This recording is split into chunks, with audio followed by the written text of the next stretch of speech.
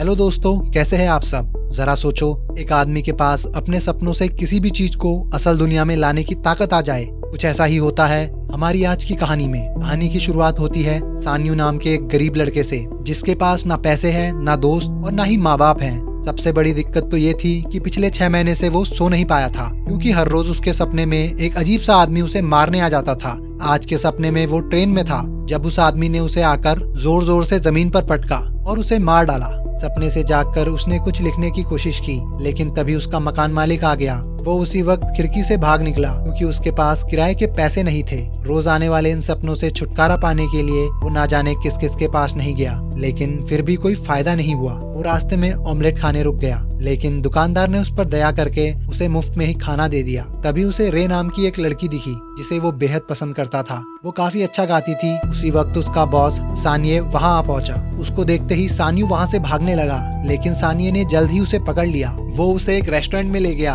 और खाते हुए उसे कहानी टाइम पर ना लिख कर देने के लिए डांटने लगा। सान्यू ने उसे समझाने की कोशिश की कि रोज रोज आने वाले इन सपनों की वजह से वो सो नहीं पा रहा, लेकिन सानिये ने साफ तौर पर कहा कि 10 दिन के अंदर अंदर कहानी पूरी हो जानी चाहिए, वरना तेरी कहानी खत्म कर दूंगा। फिर जब बेचारा घर लौटा तो उसने देखा कि मकान मालिक ने उसका सामान बाहर फेंक दिया था। वो एक कैफे में जाकर लिखने बैठा, लेकिन भूख की वजह से वो ज्यादा सोच भी नहीं पा रहा था, तो वो सो गया। सपने में उस आदमी ने उसका गला घोटकर उसका सर टेबल पर पटकना शुरू कर दिया। सपने में मरने के बाद जब सान्यू की आंखें खुली तो उसने देखा कि उसका लैपटॉप भी चोरी हो गया था, और कितना बुरा होगा इस बेचारे के साथ। अब उसकी हालत इतनी खराब हो गई थी कि बेचारे को सपनों और आम जिंदगी में क्या असली है क्या नकली कुछ समझ नहीं आ रहा था। इसीलिए उसने सानिये को मैसेज करके कहा कि वो आज के बाद कोई स्क्रिप्ट नहीं दे पाएगा। वो रेई के कैफे के सामने वाली बिल्डिंग की छत पर चढ़ गया, और इससे पहले कि वो कोई गलत कदम उठाता, ऑमलेट वाले आदमी ने उसे ऐन वक्त पर रोककर थोड़ा खाना दे दिया। जब सान्यू ने उसे अपनी परेशानी बताई तो उस आदमी ने कहा कि जब भी वो सपने में हो तो उसे बार बार दोहराना चाहिए कि मैं सपना देख रहा हूँ, मैं सपना देख रहा हूँ। हो सकता है कि इस तरकीब से वो जल्दी अपने सपने से बाहर आ जाए। सान्यू रात होने तक छत पर रहा, और फिर अपना फोन बेचकर उसने थोड़ा खाना खरीदा।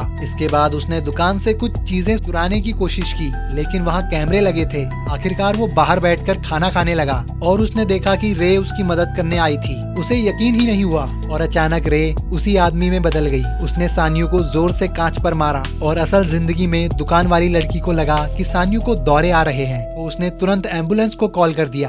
उस अजीब आदमी ने सान्यू के पेट में तलवार घोंप दी। तभी सान्यू ने तलवार पकड़ ली और दोहराने लगा, मैं सपना देख रहा हूँ, मैं सपना देख रहा हूँ। उसी वक्त उसकी आंखें खुली, लेकिन असलियत में भी वो कांच से टकराया था। बस उसे तलवार नहीं लगी थी, उल्टा उस आदमी की तलवार सान्यू के हाथ में थी। वो तुरंत भाग निकला और पूरी रात पार्क में बैठकर उसी तलवार को घूरता रहा। उसे यकीन हो गया कि ये सपना नहीं है, इसीलिए वो उसे काले बाजार में बेचने पहुंचा। कई लोग इस तलवार को खरीदना चाहते थे, जिससे उसे एहसास हुआ कि ये जरूर कोई बेशकीमती तलवार है। फिर वो पुरानी चीजें बेचने वाली दुकान पर गया, जहां उसे बदले में 20,000 रुपए मिले। सान्यू ने नया लैपटॉप ले लिया और बढ़िया खाना खाया। फिर एक होटल में कमरा लेकर उसने नींद की गोली खाई और सपने का इंतजार करने लगा। सपना होटल में ही शुरू हुआ, इसीलिए वो हॉल में चला गया। उसने एक गमला उठाया और कहा कि मैं सपना देख रहा हूँ, लेकिन कुछ नहीं हुआ। जैसे ही वो आगे बढ़ा, एक आदमी ने उस पर सोने की कुल्हाड़ी से हमला कर दिया। उस आदमी ने उस पर बहुत से वार करके उसे घायल कर दिया,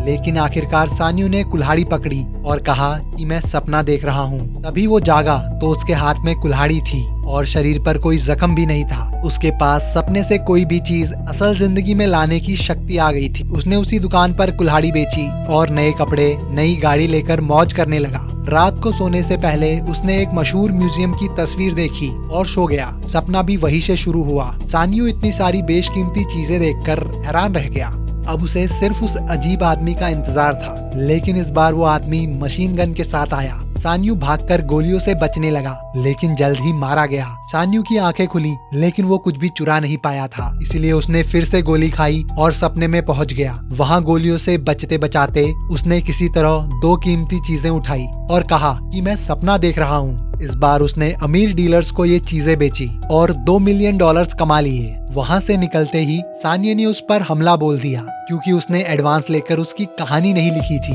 सान्यू ने उसे सारे पैसे लौटाकर कहा कि अब वो कहानियां नहीं लिखता, अब तो भाई बड़ा आदमी हो गया है। क्यों लिखेगा कहानी। अगले दिन वो रेई के कैफे में उससे मिला, लेकिन वो तो उसे पहचानती नहीं थी। सान्यू को पता चला कि रे अपना कैफे बेच रही है क्योंकि उसे काफी घाटा हो रहा था। रात को सांगे फिर से उससे मिलने आया और पूछा कि तू रातों रात इतना अमीर कैसे हो गया। सांगे उसे होटल के कमरे में ले गया और सान्यू के सोते ही उसका बटुआ तलाशने लगा। अचानक सान्यू अपने सपने से एक सोने की चेन लेकर लौटा तो सांगे हक्का बक्का रह गया। उसने सांग्यू से कहा, अरे भाई यार, मुझे अपने साथ रख ले यार, तू जो कहेगा मैं वो करूंगा। काफी मिन्नतों के बाद आखिरकार सान्यू मान गया। अगले दिन सान्यू ने रेई का कैफे खरीद लिया, लेकिन उसे काम करते रहने को कहा। रेई उसकी मदद से काफी खुश थी। तब से सान्यू सपनों में नई नई जगह चोरी करने लगा और सांगे उसके सोए हुए शरीर की निगरानी करता। एक बैंक लूटते वक्त वो अपनी शक्तियों के इस्तेमाल से उस अजीब से आदमी का मुकाबला करने लगा। अब वो सिर्फ देखकर ही चीजें बाहर ले आता था, जैसे एक लाल गाड़ी। उस समय में रेई का कैफे लोगों से भर गया क्योंकि सान्यू सड़क पर लोगों को पैसे देकर अंदर भेजता था। उसने ऑमलेट बेचने वाले उस नेक दिल आदमी को भी पैसों से भरा एक बैग दिया। एक दिन बातों बातों में रेई को पता चला कि सान्यू असल में एक राइटर है। सान्यू ने रेई को अपनी लाल गाड़ी भी तोहफे में दे दी। तब उसे याद आया कि जिस रात उसने रेई को पहली बार देखा था, तब शो के बाद रेई की अपनी बॉयफ्रेंड से लड़ाई हो गई थी। फिर काफी समय तक सान्यू ने उसका पीछा भी किया था और इस बार सान्यू उसे खुद से फिल्म दिखाने ले गया। लेकिन रेई तो उसकी लिखी हुई फिल्में देखना चाहती थी। उसका झूठ पकड़ा न जाए इसीलिए सान्यू ने सच में कहानी लिखी और सांगे को दे दी।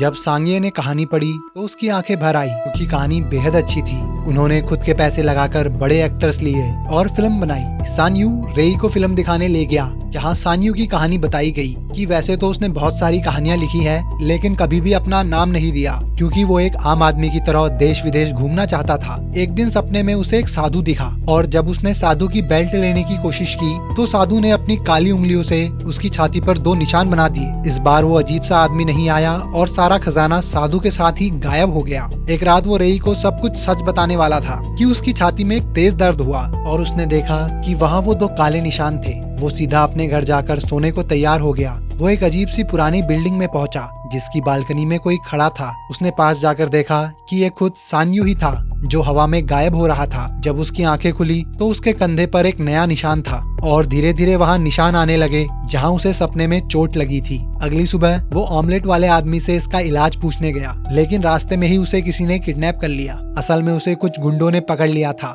जिनका लीडर उसे $10 मिलियन के बदले छोड़ने को राजी हो गया। लेकिन जब सांगे पैसे लेकर पहुंचा तो उसके आदमियों ने पैसों के साथ साथ सांगे को भी पकड़ लिया। अब उसके पास कोई रास्ता नहीं था, इसीलिए सान्यू सभी बदमाशों को अपने खुफिया कमरे में ले गया जहां उसने सारा चोरी का सामान रखा था। तभी रेई उससे मिलने आ गई, लेकिन सान्यू ने उसकी जान बचाने के लिए उसी वक्त कॉल पर कहा कि मैं तुमसे आज के बाद कभी नहीं मिलना चाहता, चली जाओ मेरे घर से। गार्ड ने फिर भी उसे अंदर आने दिया। तभी एक बदमाश उसे पकड़कर सान्यू के पास ले आया। रेई ने गुंडे पर हमला किया तो सान्यू ने भी मौका देखकर बदमाश को गमले से मारा और रेई को छुड़ा लिया, लेकिन पीछे से एक गुंडे ने उसकी पीठ में छुरा घोंप दिया। रेई और सांगे जान बचाकर भागने लगे, लेकिन सान्यू चल भी नहीं पा रहा था। एक गुंडे ने फिर से सान्यू को चाकू मारा, लेकिन सांगे ने अपनी जान की बाजी लगाकर सान्यू को भगा दिया। गुंडों ने बेचारे सांगे को बहुत बेरहमी से मार दिया। उधर सान्यू और रेई तक भी एक गुंडा पहुंच गया और उन्हें मारने लगा। पीछे से सान्यू ने उस पर अपनी तलवार से हमला किया। आखिरकार दोनों बेहोश हो गए और सान्यू की आंखें बर्बाद सी जगह पर खुली। सामने उसने एक चमकते दरवाजे को छुआ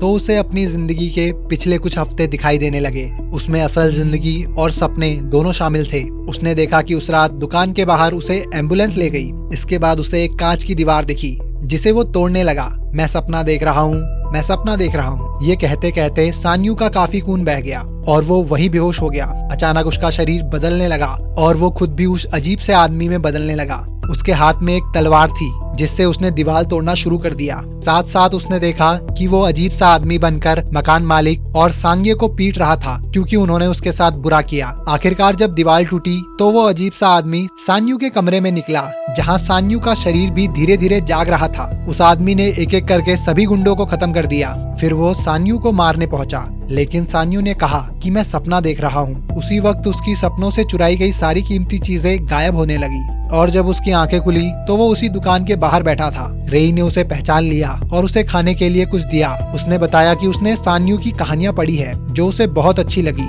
उसने दया करके सान्यू को अपने कैफे में नौकरी भी दी और ये सुनते ही सान्यू की आंखें भर आई। तब हमें पता चला कि रेई सब जानती थी कि सान्यू उसका पीछा करता है। कुछ समय बाद रेई ने उसे तोहफे में एक लैपटॉप दिया जिससे वो अपना काम फिर से शुरू कर सके। फिर सान्यू ने सांगिये से मिलकर उसके पैसे लौटाए, लेकिन सांगिये ने पैसे लेने से मना कर दिया, बल्कि उसने सान्यू को बहुत सारे पैसे दे दिए क्योंकि उसकी लिखी हुई पुरानी कहानी काफी अच्छी चल रही थी। कुछ दिन बाद सान्यू जब ऑमलेट वाले आदमी के पास गया तो उस आदमी ने अपने पेट पर एक निशान दिखाया और बताया कि उसके पास भी एक टाइम पर ये शक्ति थी। इसी तरह से उसने भी आम जिंदगी में खुश रहना सीखा है। उसी वक्त सान्यू को अपने सपनों से वो अजीब सा आदमी दिखाई दिया जो असल में अब तक उसका पीछा कर रहा था। तो अगर तुम्हें मौका मिले तो वो कौन सी चीज है जिसे तुम पाना चाहते हो? कमेंट में जरूर बताना। मिलते हैं अगली वीडियो में, तब तक के लिए टाटा बाय बाय।